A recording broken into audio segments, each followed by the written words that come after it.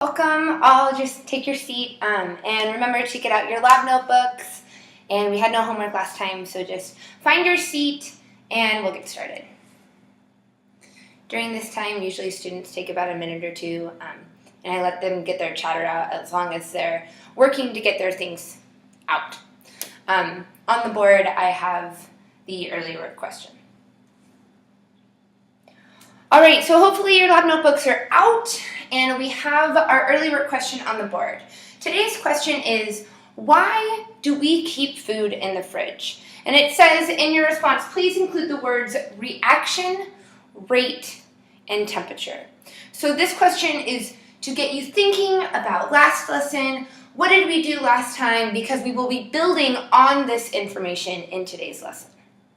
So take a few minutes and please respond independently in your notebook. So first independently, and then we will have a chance to share it. So hopefully at this time, students are having their materials out and they are working on the question. During this time, if I were in a classroom, I would be filtering through and just making sure that everybody's on task. I tried to direct them on the board of having the question out, so in case they are lost, they can look up at the board, see what we are all doing. But again, I would be meandering through the students' desks or groups, whatever they were oriented in, to make sure that they are on task and they are thinking about it actively. Now remember, if you get lost during this, there is no shame in looking back in your lab notebook of last time. There's no shame in looking back and be like, oh right, this is what we did last time. So this is what I should be thinking about right now. And again, why do we keep food in the fridge?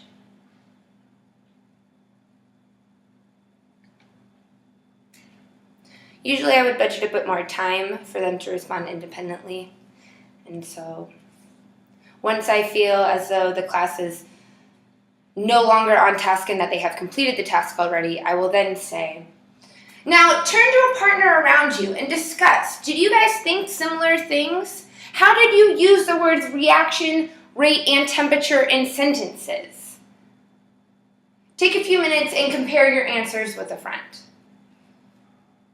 So here again, I'm building my low-risk environment. So I had them respond independently. Now I'm having them explain this question with a friend in case they didn't know, in case maybe somebody was gone or absent. They have a friend right now in a very low-risk situation to just compare answers on this.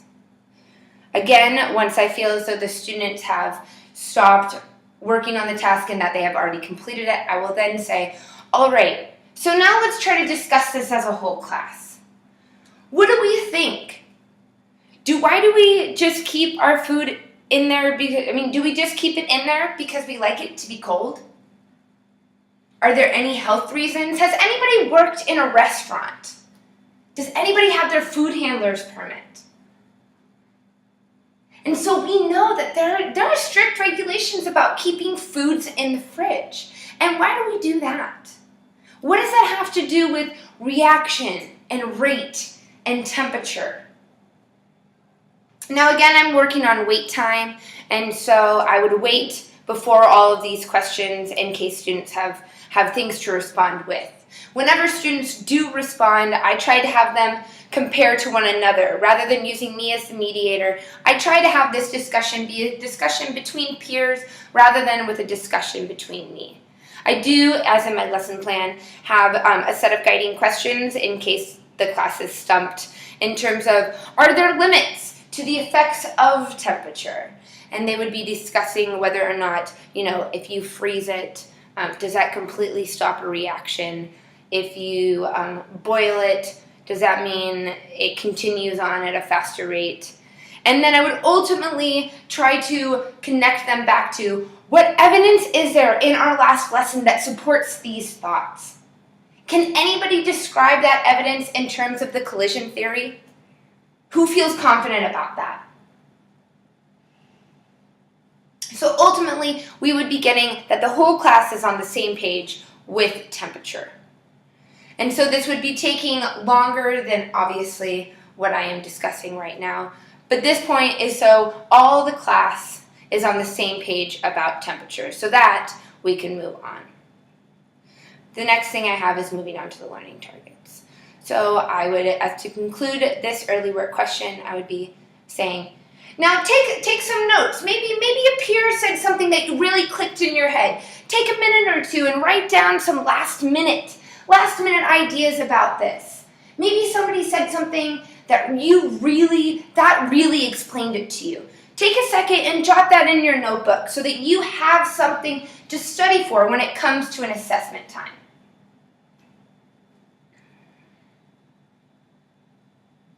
So the learning targets are up on the board, not just a picture.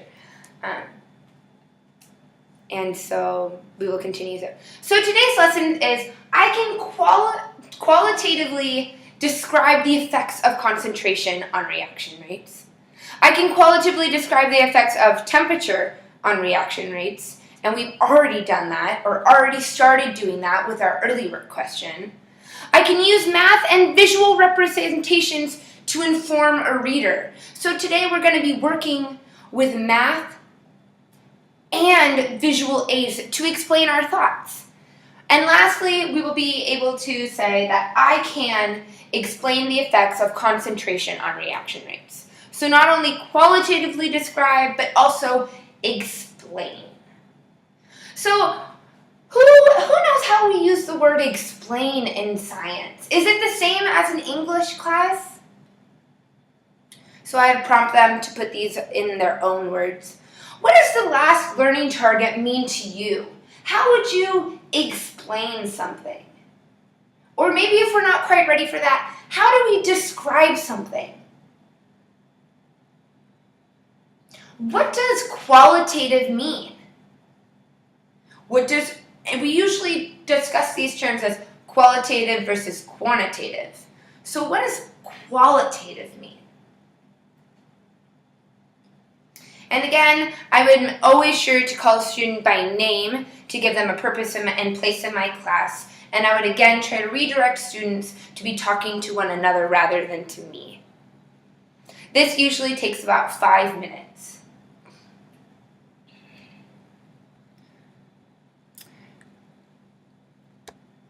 So now we would be moving on to group work, or pardon me, the introduction of the lab. I would I present the lab with our learning targets, and I would say, now, how are we going to do these learning targets? We have a lab that we're going to do that is trying to investigate the effects of concentration on reactions. So again, we know how temperature affects a reaction rate, and now we're going to be investigating the effects of concentration. So we're building on our knowledge from last time, and we're going to be working into concentration. So today we're going to be working with acids, and so as always I'm going to stress safety. So I have goggles on, and there are a set of aprons and goggles. I'm going to stress that you must wear goggles at all times. Acids are very harmful to your eyes and your skin. So again, it is okay if the acid touches your skin, but again, wash it with lots and lots of water. There are aprons, so in case your clothing is something special to you, like mine is, put on your apron. There is no shame in looking like a nerd in this class. Embrace it. Wear your goggles, wear your aprons, especially at the end of the lab. So at the end of the lab, you will be disposing of all of your waste in the waste container in the hood. So you pour your contents, wash it out with a little bit of water, and again, pour it in the waste hood. During cleanup, it is imperative to be wearing your goggles and aprons. Cleanup is the #1 way to have injuries or accidents.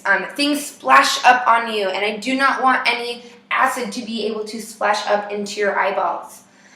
So again, safety. I understand that accidents do happen, and so that is why we have a safety protocol.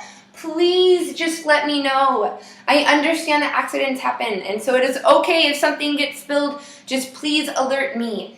And again, when you alert me, don't be running through the classroom. Just be like, Miss Bryce, we spilled a little bit of acid. It didn't get on anybody's clothes, or maybe it did, just let me know. Again, if it does get in your eyes, if you are not wearing your goggles, there is an eye wash station somewhere and a shower somewhere, hopefully. And so, how are we going to be doing this? We will read together the lab and set up our notebook. So everybody turn to a fresh page in your notebook, please, and title it, "The Effects of Concentration on a Rate of Reaction of Magnesium Ribbon and Hydrochloric Acid." This I would then have presented on the board. I would change it from on the board is our learning targets that we can continuously reference, and then from our early work, I would have the lab up. This is also an opportunity for students to have their iPads out in order to follow along with the lab, depending on the materials, of course. So again, the objective is to investigate the effect of concentration on rate of reaction of magnesium ribbon and hydrochloric acid. Those two materials are up here at the front. I want you to work with your groups on the pre-lab questions. So there are a series of 7 questions that are mostly review. So we will be doing a balanced equation, a net ionic equation, identifying the variables that we are looking at here, a practice dilution because you will be diluting the stock solution, and then you will be answering a series of questions. The down and dirty version of it is that there is a stock solution up here. You will be assigned a concentration. If you look on the back of the lab sheet, there is a group number with an assigned concentration. The stock solution is a 3.0 molar solution, so please keep that in mind. You will be obtaining 30 milliliters of that and then diluting to get your assigned molarity.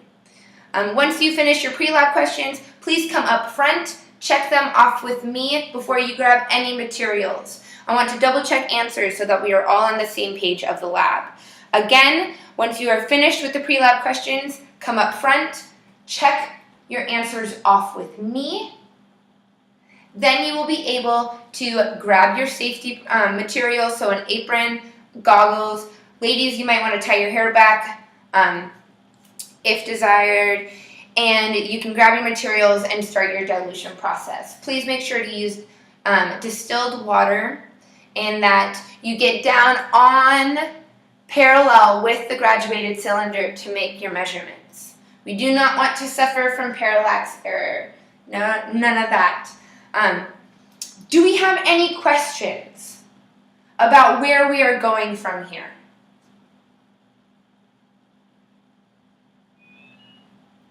So again, we have our learning targets on the board, being able to qualitatively describe the effects of temperature and concentration on our reaction rates. We will be using math and visual representations to inform an audience, so your peers or myself, and explain the rates of reaction, explain the effects of concentration on the reaction rates. So again, pre-lab questions first with your groups, come up front, check them off, and then begin your lab. Again, any questions, comments, concerns? Alrighty, let's get to it.